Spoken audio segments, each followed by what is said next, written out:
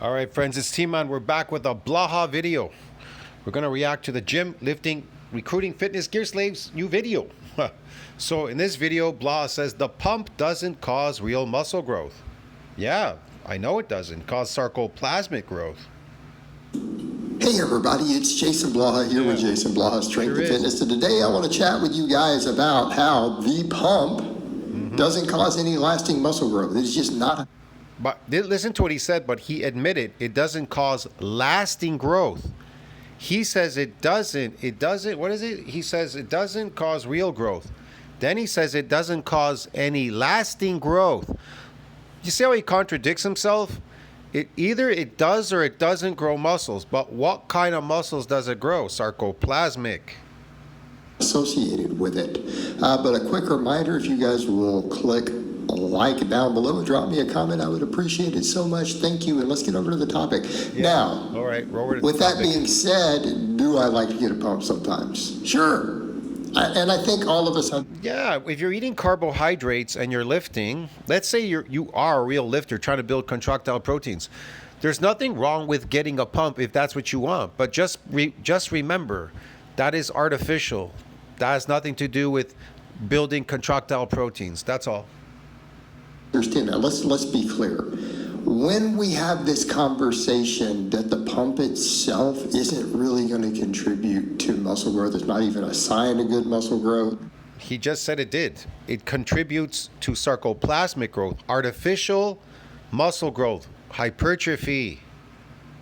Look, we all like a good pump sometimes.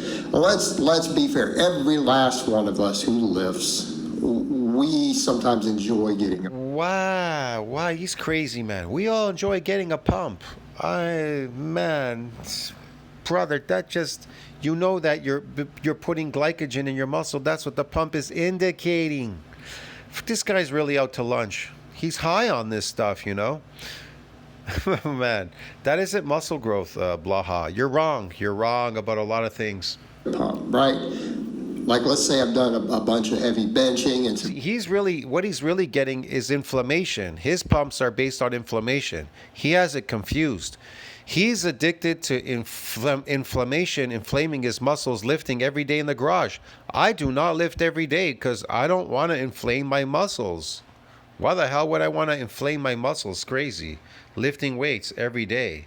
Dips, and then I like to grab some bands sometimes and just do 30, 40 reps and get a hell of a tricep pump, right? So I'm not saying 30, 40 reps and get a hell of a tricep pump, right? So I'm not saying pump work's not enjoyable. Look at this guy. He's so funny, man, the way he looks. Jolly Rogers. What is this? Oh, man, this guy looks really funny, bro. Doesn't feel good. Sometimes it just doesn't feel good to finish a workout with some pump stuff, right? Good. I like to do. What is he training for exactly? What is he training to do? For what sport is he training for? Because bodybuilding is, you're training to build up contractile proteins so you can carry it over to sports. So what sport is he training for? Because a gym is not a sport. This isn't a sport. Bodybuilding is not a sport. So what is he training for? Because he says 25 years of training. For what? It took him 25 years to train for what, though? For wrestling? Like, what's he training for? How long does it take? Will he ever go and do it? What sport? Okay, let's be clear. Like, I like to, I don't think there's anything. Soccer, basketball, what? Rugby, football? What are you training for? Wrong with getting a pump. In fact, it's sometimes very satisfying. Right? Particularly muscle groups that you know lag. Like for me, arms lag. So, man, sometimes people injecting artificial testosterone are going to get massive pumps because there's a lot of glycogen being drawn into the muscle. That's why. You just grab some bands or some really light dumbbells and just take that worst muscle group, that lagging muscle group, and go, you know, I just want to get some blood flow to it. I like to get a pump because it's satisfying sometimes to just say, you know, I finished up. I know that muscle needs some work, and man, I like to get a pump in it. It's psychologically satisfying. It makes you feel like you did something. Okay. So before someone says, well, Jason, that's why you don't have amazing arms. guys, I chase bump work on my arms, especially tricep stuff. For me as a power lifter, I really like doing pump work for the triceps. Because Blah suffers from sarcopenia. That's why he has small arms and weird legs. For, if nothing else, for the blood flow and then for the tendon health. Okay, but we need to be clear. Are we really getting bigger from that? Probably not. Yeah, you are getting bigger from it if you're drawing more of it into your muscle. Yeah. I mean, if they're going It to really just is water weight. It's just a lot of water weight, really, is what it is. failure, sure. If we're taking sets to true muscle failure, there's probably a little stimulus there. A lot of times we're doing it for blood flow, we're doing it for tendons in those muscles, right? Because there are benefits to that, but you're not getting bigger. We're doing it for tendons. And I think we have to understand Okay. that these metabolites and things are not necessarily associated with muscle growth. Okay? They're not Okay. necessarily associated with muscle growth, and I would suggest that even the real world Okay. shows some of this. And I think a lot of times people are associating that pump. We know it's not associated. It's associated. It is associated with muscle growth because they're all telling you they're building muscle. It's sarcoplasmic growth. Get it? So it is absolutely associated with muscle growth, but not the kind that you're thinking contractile proteins. It's not contractile. With heavily enhanced bodybuilders. And here's the thing that we know. When we look at muscle growth, it's generally understood The scientifically. majority of people that go to gyms are actually building sarcoplasmic muscle. They just don't realize it. They don't understand what's going on. They think that their strength is drawn from motor units, and they think, well, I got stronger because I'm lifting heavier. They think because they got bigger or they started lifting heavier, recruiting more motor units, and then they got bigger from sarcoplasmic hypertrophy. They thought that is making them strong, but then they realized the truth sets in when the gains are going all the time. I remember all these people in the gyms always complain, I went away on vacation, my gains are going. Even the strength goes away because the strength is phony, it's fake, it's not based on contractile protein strength. It is fake strength. It is not your natural strength. It's fucking motor unit strength. You could call it natural. It's motor unit strength. And then the muscle is sarcoplasmic and it is shrinking too. And the motor units go away. So every time you go away, it goes away. You got to do it all over again, whatever. This is ridiculous. Researchers, everyone understands that mechanical Waste of tension really is the driver of muscle growth. This is why. Oh my God, mechanical tension is the driver of muscle growth. No, it's not. You want to know what the driver of muscle growth is? When protein synthesis exceeds breakdown. That's the driver of muscle growth. Protein synthesis is the driver of fucking muscle growth, bro. Now look, I can prove it. Look.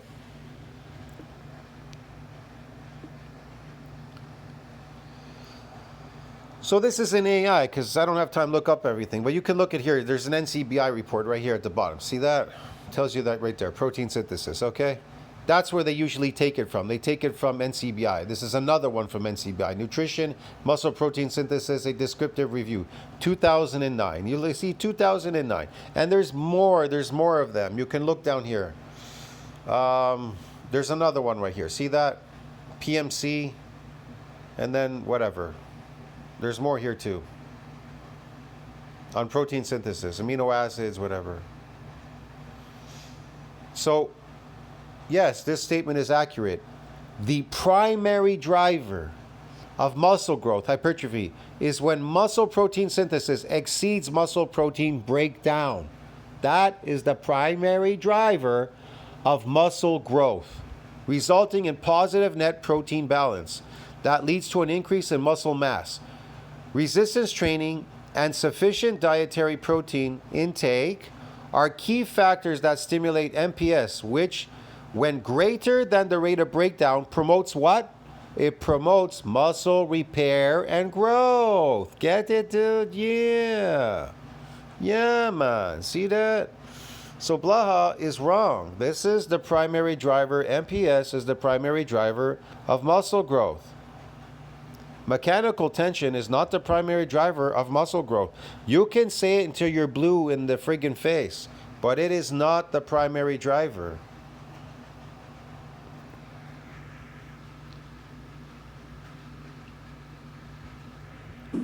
A lot of times people on low volumes get good muscle growth. This is why some people, who did have some of the heavy duty stuff On low use variations volumes, of on that. low volumes, they have good muscle growth. Mechanical tension does not grow muscles. Weights do not grow muscles. Sometimes, Milo walking with a bull does not grow muscles unless he's in MPS, positive nitrogen balance.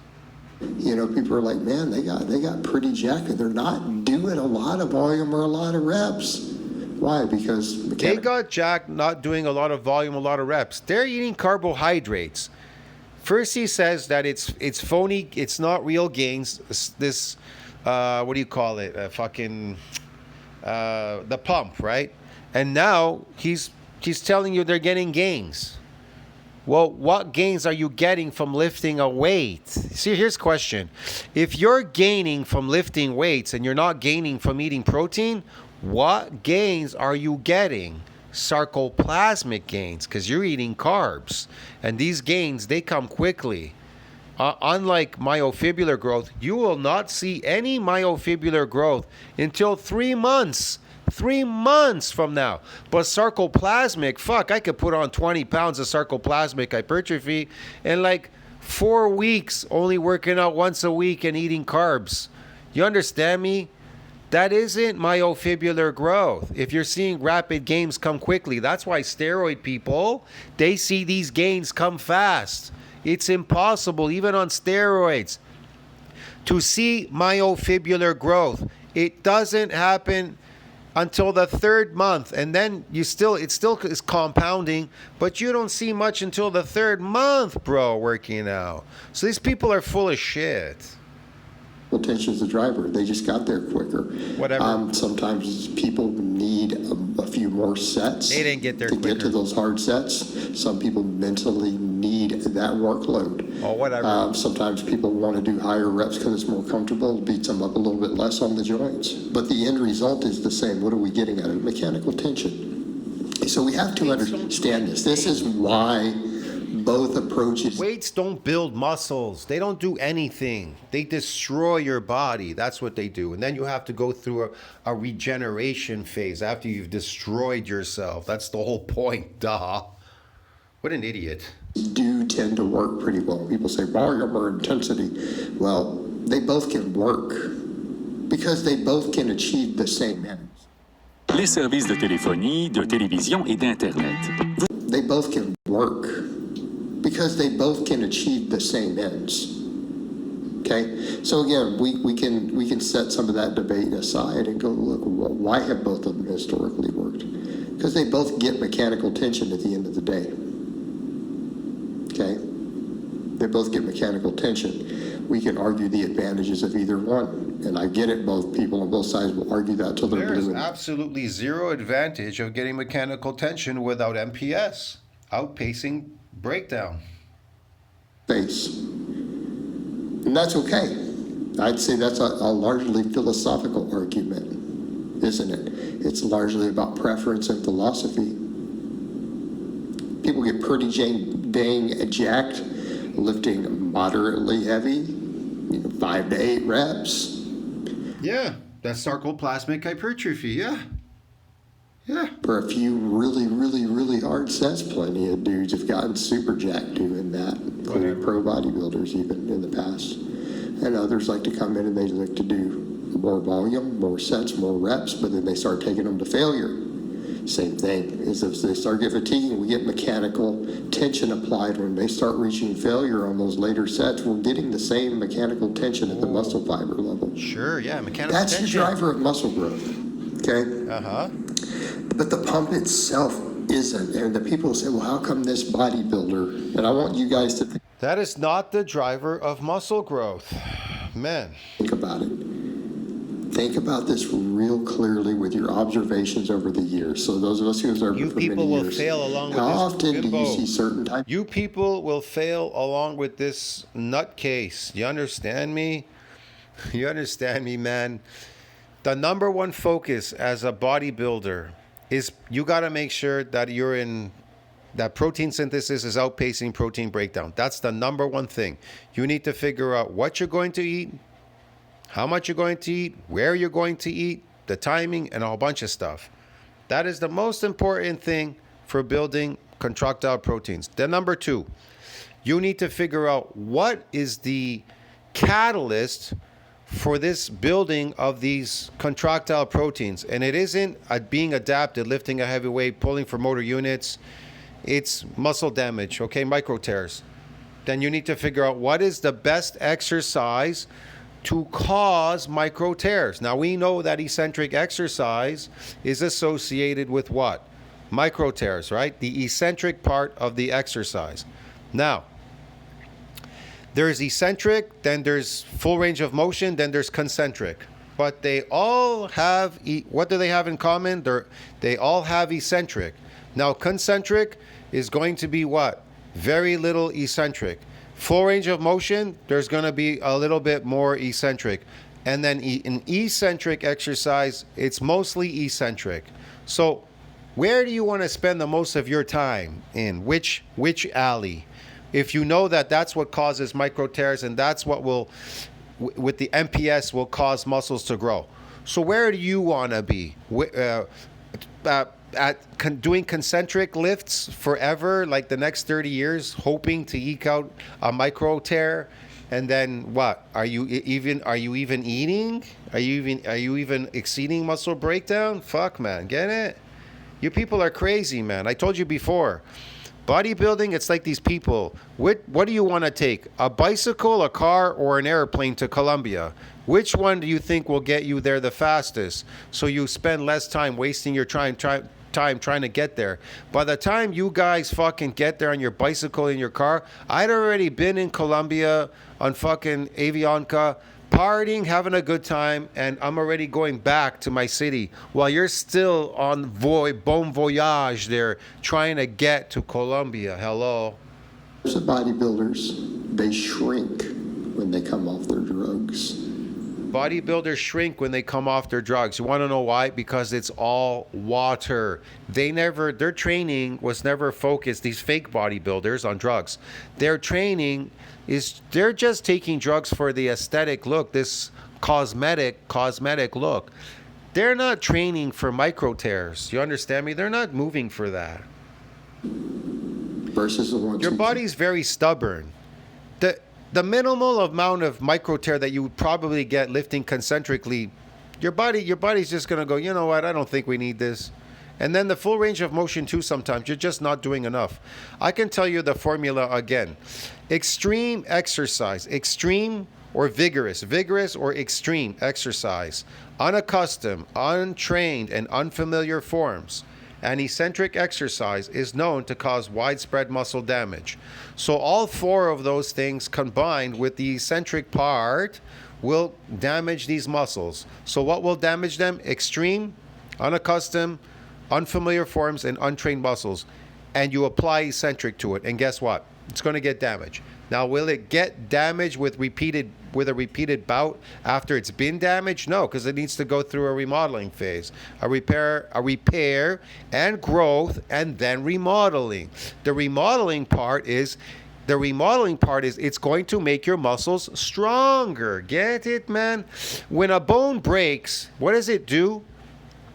It repairs it, and then it does what? It remodels it. How does it remodel it? It adds more calcium there. It remodels it so that part will never break again. It'll be stronger than any other part in your bone. Where that bone has broken, that bone is the strongest bone now on your body. It would never break in that same spot again. You understand me, man?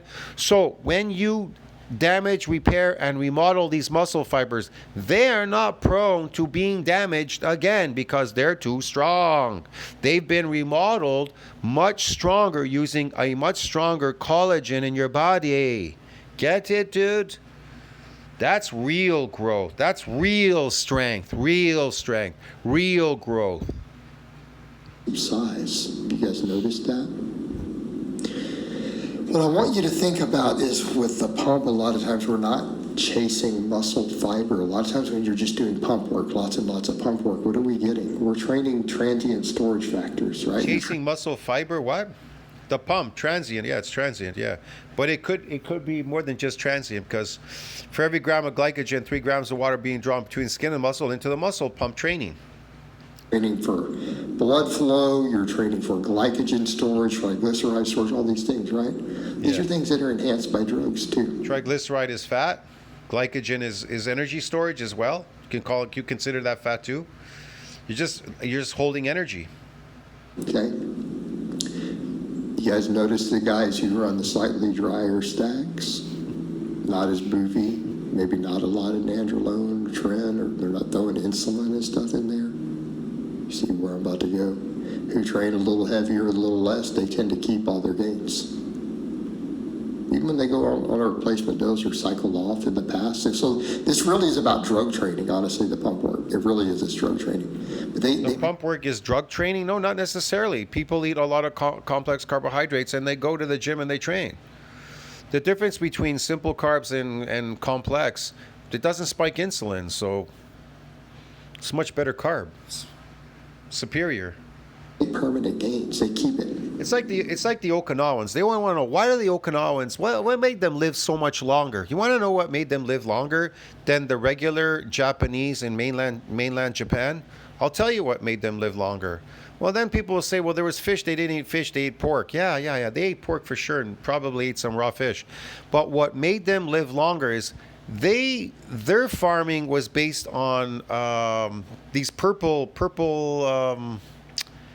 potatoes. They ate these purple potatoes, and I think sweet potatoes too, but purple potatoes, which does not have arsenic in it.